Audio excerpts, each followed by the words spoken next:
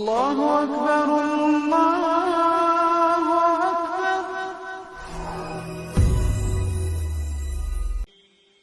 نبی کریم صلی اللہ علیہ وسلم بنی نوع انسان کے لیے اللہ کے آخری نبی ہیں، اور آپ پر نازل ہونے والی کتاب قرآن مجید اللہ تعالی کی آخری کتاب ہے۔ لہذا نبی کریم صلی اللہ علیہ وسلم کی پاکیزہ زندگی امت مسلمہ کے لیے تا قیامت واجب الاتباع، رشد و ہدایت کا ابدی سرچشمہ اور ذریعہ نجات ہے۔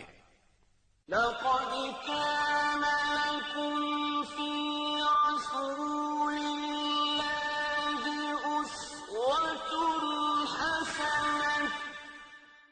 یقیناً رسول اللہ کی زندگی تمہارے لیے بہترین نمونہ ہے، لہذا رحمت للعالمین کی سیرت مطہرہ کا مطالعہ ہر مسلمان کی زندگی کا لازمی حصہ قرار پایا۔ مسلمان مردوں، عورتوں اور بچوں کی اسی ضرورت کے پیش نظر دارالسلام اسٹوڈیو نے نبی رحمت صلی اللہ علیہ وسلم کی سیرت طیبہ پر سیٹ تیار کیا ہے، جس کی تیاری میں قرآن مجید، صحیح احادیث اور مستند سیرت کی کتابوں سے استفادہ کیا گیا ہے۔ اس سیٹ میں سیرت النبی صلی اللہ علیہ وسلم کو مفصل طور پر بیان کیا گیا ہے۔ نبی صلی اللہ علیہ وسلم کی زندگی کے تمام پہلو اور واقعات ترتیب وار انتہائی دلچسپ انداز، خوبصورت آواز اور آسان الفاظ میں بیان کیے گئے ہیں۔ لیجیے سماعت فرمائیے رحمت للعالمین۔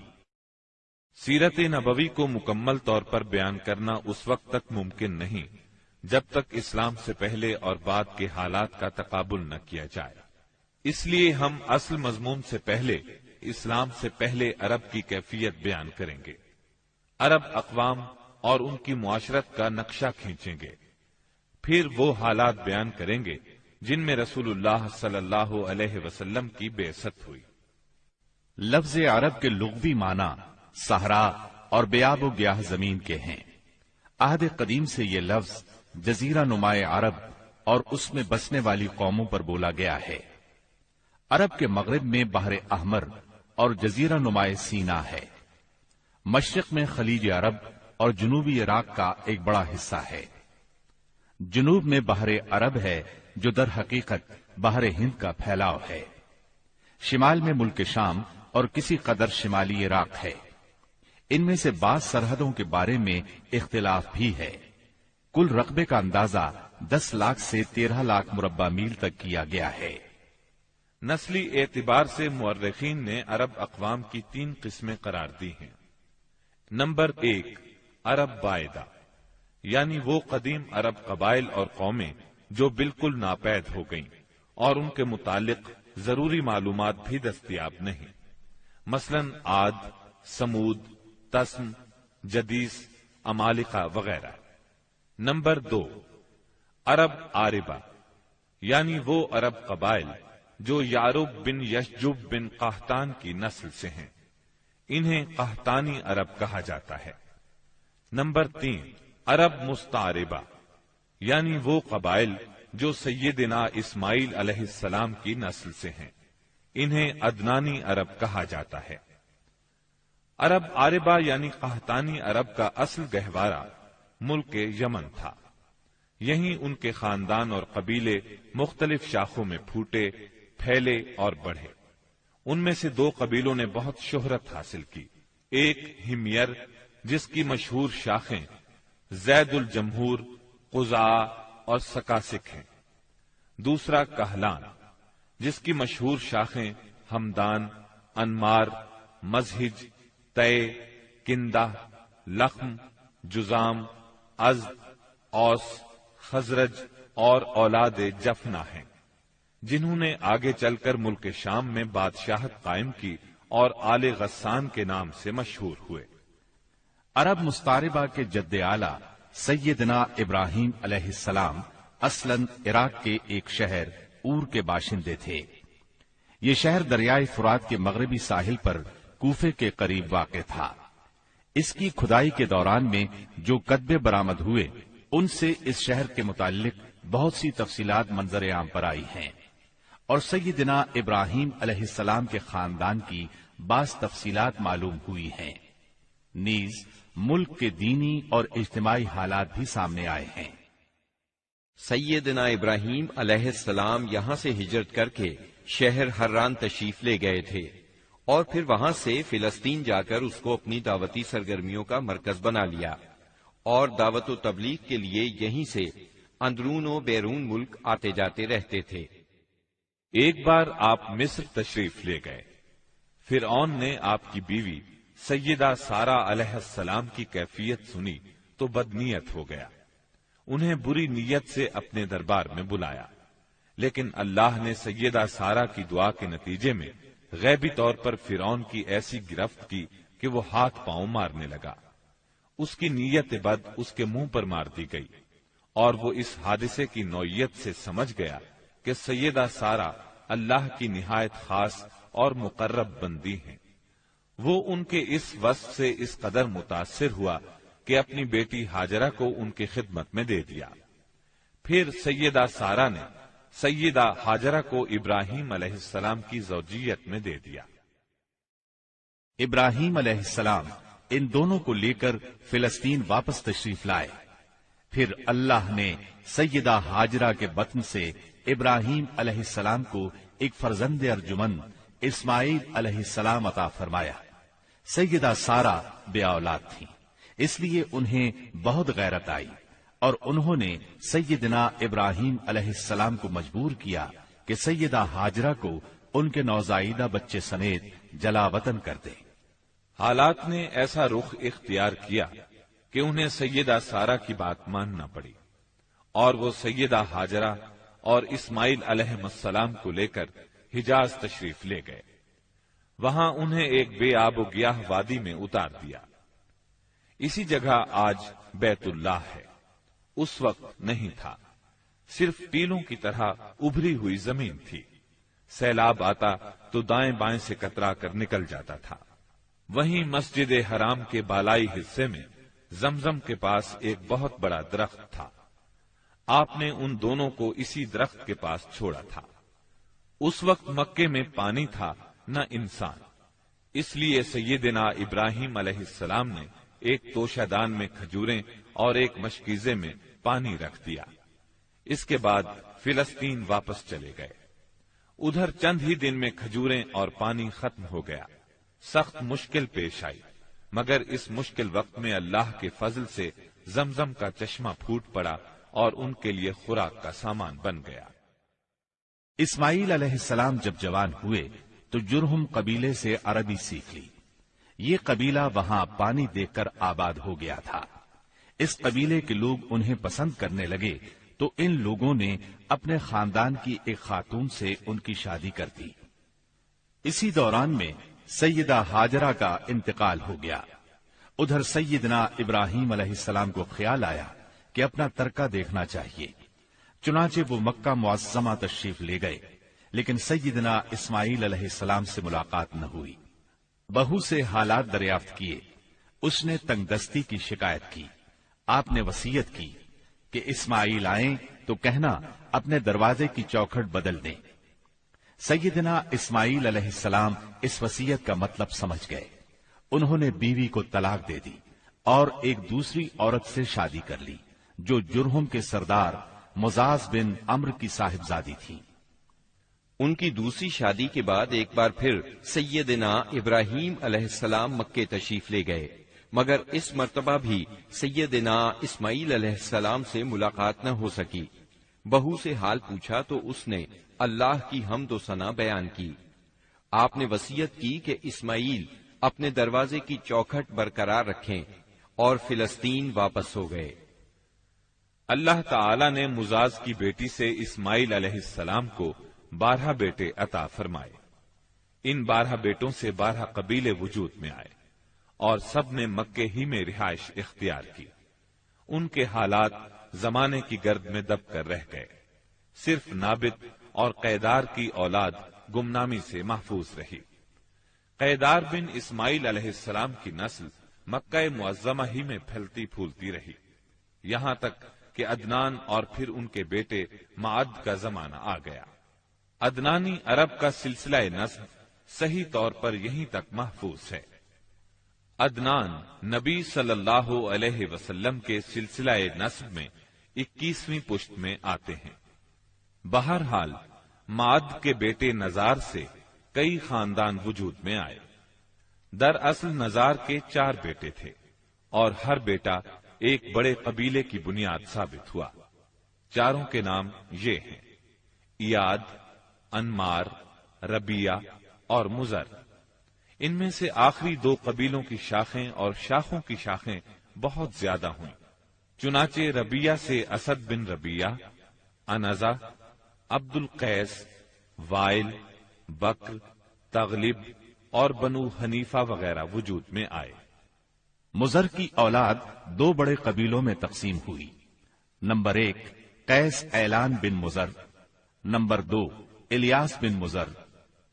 قیس اعلان سے بنو سلیم، بنو حوازن، بنو غطفان، غطفان سے افس، زبیان، اشجار اور غنی بن عاصر کے قبائل وجود میں آئے۔ الیاس بن مزر سے تمیم بن مرہ، حزیل بن مدرکہ، بنو اسد بن خزیمہ اور کنانہ بن خزیمہ کے قبائل وجود میں آئے۔ پھر کنانہ سے قریش کا قبیلہ وجود میں آیا۔ یہ قبیلہ فہر بن مالک بن نضر بن کنانہ کی اولاد ہے۔ پھر قریش بھی مختلف شاخوں میں تقسیم ہوئے۔ مشہور قریشی شاخوں کے نام یہ ہیں: جمح، سہم، عدی، مخزوم، تیم، زہرہ اور قصی بن کلاب کے خاندان یعنی عبد الدار، اسد بن عبد العزا اور عبد مناف۔ یہ تینوں قصی کے بیٹے تھے۔ ان میں سے عبد مناف کے 4 بیٹے ہوئے جن سے 4 ذیلی قبیلے وجود میں آئے، یعنی عبد الشمس، نوفل، مطلب اور ہاشم۔ انہی ہاشم کی نسل سے اللہ نے ہمارے نبی کریم صلی اللہ علیہ وسلم کا انتخاب فرمایا۔ ابن عباس رضی اللہ عنہ کا بیان ہے کہ رسول اللہ صلی اللہ علیہ وسلم نے فرمایا، اللہ تعالی نے مخلوق پیدا فرمائی تو مجھے سب سے اچھے گروہ کے اندر رکھا، پھر قبائل کو چنا تو مجھے سب سے اچھے قبیلے کے اندر بنایا، پھر گھرانوں کو چنا تو مجھے سب سے اچھے گھرانے میں بنایا، لہذا میں اپنی ذات کے اعتبار سے بھی سب سے اچھا ہوں اور اپنے گھرانے کے اعتبار سے بھی سب سے بہتر ہوں۔ جس وقت جزیرۃ العرب پر اسلام کا سورج طلوع ہوا، وہاں 2 قسم کے حکمران تھے۔ ایک تاجپوش بادشاہ جو حقیقت میں مکمل طور پر آزاد اور خود مختار نہیں تھے، اور دوسرے قبائلی سردار جنہیں اختیارات کے لحاظ سے وہی حیثیت حاصل تھی جو تاجپوش بادشاہوں کی تھی، لیکن ان کی اکثریت کو ایک مزید امتیاز یہ حاصل تھا کہ وہ مکمل طور پر آزاد اور خود مختار تھے۔ اس وقت تاجپوش حکمران یہ تھے: شاہان یمن، شاہان آل غسان یعنی شام، اور شاہان ہیرا یعنی عراق۔ باقی عرب حکمران تاجپوش نہ تھے۔ عرب عاربہ میں سے قدیم ترین قوم سبا تھی۔ اور یعنی عراق سے جو کتبات برآمد ہوئے ان میں 2500 سال قبل مسیح کی اس قوم کا ذکر ملتا ہے، لیکن اس کے عروج کا زمانہ 11 صدی قبل مسیح سے شروع ہوتا ہے۔ اس کی تاریخ کے اہم ادوار یہ ہیں: 650 قبل مسیح سے پہلے کا دور۔ اس دور میں سبا کے بادشاہوں کا لقب مکرب سبا تھا۔ ان کا پایہ تخت سرواہ تھا، جس کے کھنڈرات آج بھی معارب کے مغرب میں 1 دن کے فاصلے پر پائے جاتے ہیں۔ یہ کھنڈرات خریبہ کے نام سے مشہور ہیں۔ اسی دور میں معارب کے مشہور بند کی بنیاد رکھی گئی، جسے یمن کی تاریخ میں بہت اہمیت حاصل ہے۔ 650 قبل مسیح سے 115 قبل مسیح تک کا دور۔ اس دور میں سبا کے بادشاہوں نے مکرب کا لفظ چھوڑ کر ملک یعنی بادشاہ کا لقب اختیار کر لیا اور سرواہ کی بجائے معارب کو اپنا دارالسلطنت بنایا۔ اس شہر کے کھنڈرات آج بھی صنعاء سے 60 میل مشرق میں پائے جاتے ہیں۔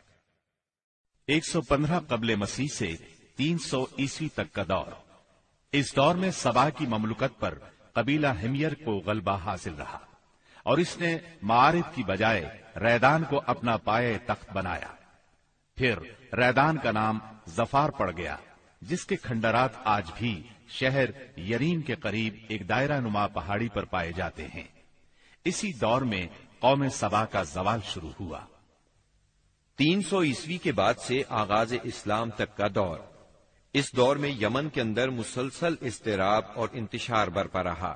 انقلابات آئے، خانہ جنگیاں ہوئیں اور بیرونی قوموں کو مداخلت کے مواقع ہاتھ آئے، یہاں تک کہ ایک وقت ایسا بھی آیا کہ یمن کی آزادی سلب ہو گئی۔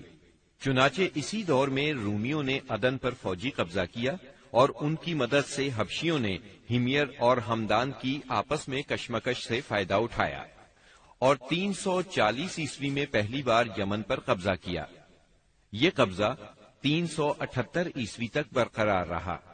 اس کے بعد یمن کی آزادی تو بحال ہو گئی، مگر معارف کے مشہور بند میں رکھنے پڑنا شروع ہو گئے، یہاں تک کہ 450 عیسوی یا 451 عیسوی میں بند ٹوٹ گیا اور وہ عظیم سیلاب آیا جس کا ذکر قرآن مجید کی سورہ سبا میں سیل ارم کے نام سے کیا گیا ہے۔ پھر 523 عیسوی میں ایک اور سنگین حادثہ پیش آیا، وہ یہ کہ یمن کے یہودی بادشاہ زونواس نے نجران کے عیسائیوں پر ایک ہیبت ناک حملہ کیا، انہیں عیسائی مذہب چھوڑنے پر مجبور کرنے کی کوشش کی۔ جب وہ اس پر آمادہ نہ ہوئے تو زونواس نے خندقیں کھدوا کر انہیں بھڑکتی ہوئی آگ میں جھونک دیا۔ قرآن مجید کی سورہ بروج میں اسی لرزہ خیز واقعے کی طرف اشارہ موجود ہے۔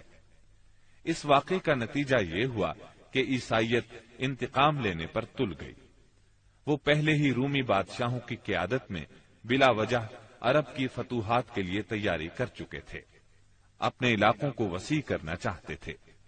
انہوں نے حبشیوں کو یمن پر حملے کی ترغیب دی، انہیں باہری بیڑا مہیا کیا۔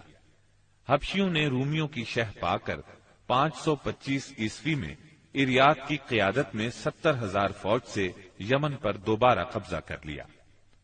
قبضے کے بعد اریات نے شاہ حبش کے گورنر کی حیثیت سے یمن پر حکمرانی کی، لیکن پھر اس کی فوج کے ایک ماتحت کمانڈر ابرہا نے اسے قتل کر کے خود اقتدار پر قبضہ جما لیا اور شاہ حبش کو بھی راضی کر لیا کہ وہ اس کے قبضے کو تسلیم کر لے۔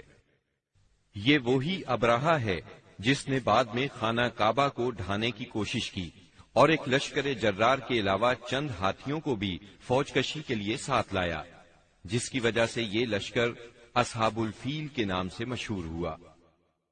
عراق اور اس کے نواحی علاقوں پر سائرس اعظم کے زمانے ہی سے اہل فارس کی حکمرانی چلی آ رہی تھی۔ اسے کوروش کبیر، خورس یا سائرس ذوالقرنین بھی کہا جاتا ہے۔ اس کا زمانہ 557 تا 529 قبل مسیح ہے۔ اس کے مقابلے میں کسی کو آنے کی جرت نہیں تھی، یہاں تک کہ 326 قبل مسیح میں سکندر مقدونی نے دارا اول کو شکست دے کر فارسیوں کی طاقت توڑ دی، جس کے نتیجے میں ان کا ملک ٹکڑے ٹکڑے ہو گیا اور طوائف الملوکی شروع ہو گئی۔ یہ انتشار 230 عیسوی تک جاری رہا۔ اسی دوران میں قحطانی قبائل نے اپنا وطن چھوڑ کر عراق کے ایک بہت بڑے اور شاداب سرحدی علاقے پر بود و باش اختیار کر لی۔ پھر عدنانی لوگ اپنا وطن چھوڑ کر اس طرف آئے، انہوں نے لڑ بھیڑ کر جزیرہ فراتیہ کے ایک حصے پر اپنا قبضہ جما لیا۔ ادھر 226 عیسوی میں اردشیر نے جب ساسانی حکومت کی داغ بیل ڈالی تو رفتہ رفتہ فارسیوں کی طاقت ایک بار پھر پلٹ آئی۔ اردشیر کے عہد میں حیرہ، بادیات العراق اور جزیرے کے ربیعی اور مزری قبائل پر جزیمت الوضاح کی حکمرانی تھی۔ شاہان حیرہ کے پاس فارسی فوج کی ایک یونٹ ہمیشہ رہا کرتی تھی، جس سے بادیہ نشین عرب باغیوں کی سرکوبی کا کام لیا جاتا تھا۔ یہ بات تو مشہور ہے کہ مکے میں آبادی کا آغاز سیدنا اسماعیل علیہ السلام سے ہوا۔ آپ نے 137 سال کی عمر پائی اور تاحیات مکے کے سربراہ اور نیچے کامنٹ سیکشن میں اپنی رائے کا اظہار ضرور کیجیے گا۔ ہمارے اس چینل کو سبسکرائب کر کے نیچے موجود بیل آئیکن کو بھی ضرور کلک کیجیے گا۔ اگلی ملاقات تک کے لیے ہمارا اور آپ کا اللہ نگہبان۔